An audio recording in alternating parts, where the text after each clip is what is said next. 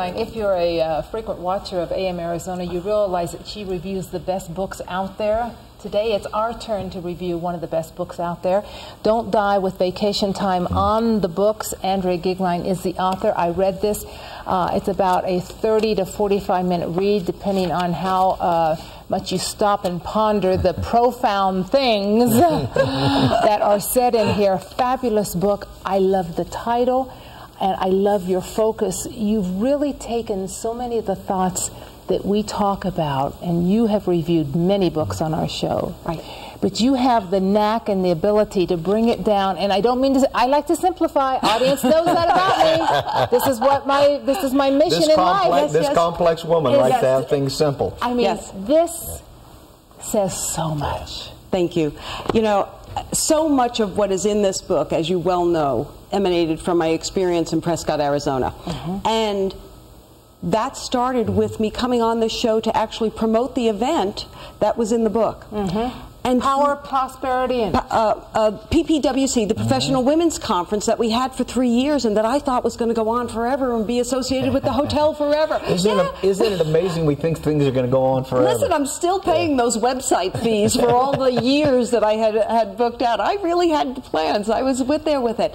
And what came from that was me then coming and doing the segments about the importance of what's actually in self-help books, particularly those that promote the tenets of positive psychology. And what really came to me was, if we don't get people to read these books in 30 minutes, they don't do them.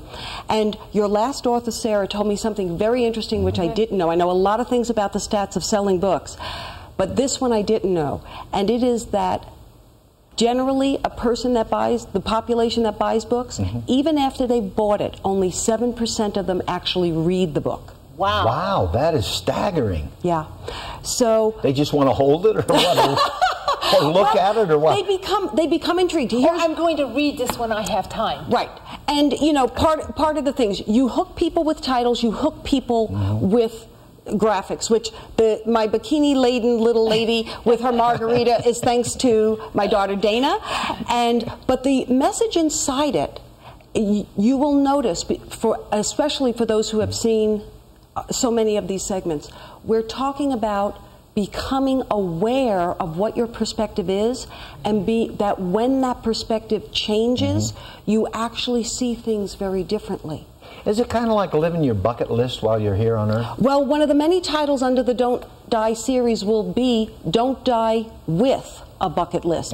Because so many people, which is one of the things in self-help and trying to live and thrive through adversity, is that we get real good at the front-end details. Oh, I'm going to buy the book.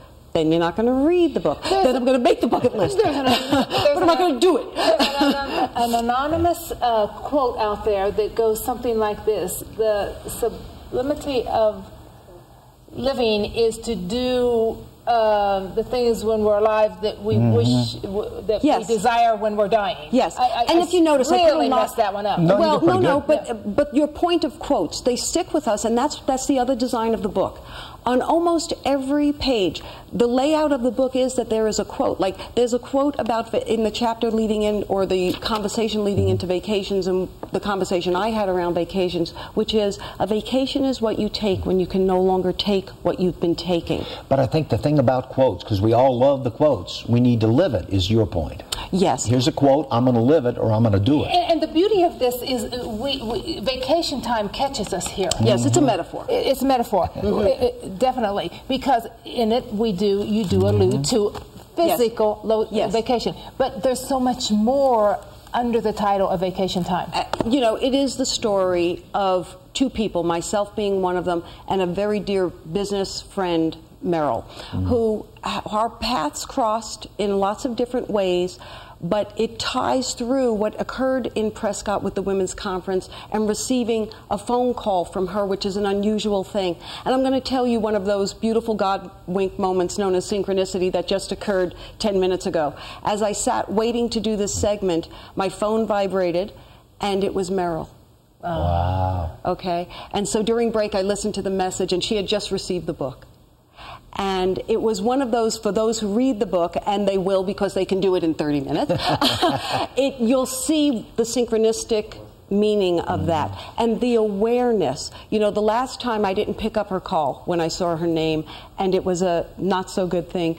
This time, the three of us, yes. But you know what, to Tonya's point earlier and to yours, people do want simple. I found in today's world, we are tired of war and peace. Yes. And trying to live through that. We want simple axioms that work and that we can implement in our lives. Yeah, action is, when it comes to recovering from adversity, when it comes to moving forward in positive ways, it is what action are you willing to take?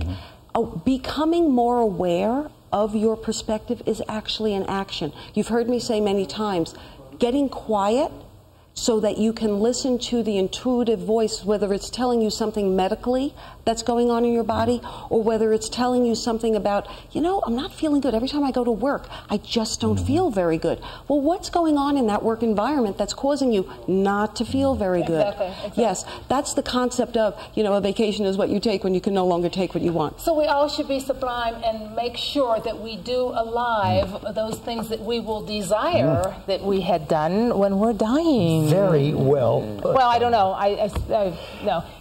No, the anonymous donor said it much better. Oh. Okay. When we come back, Andrea Goeglein is still with us. You stay right there.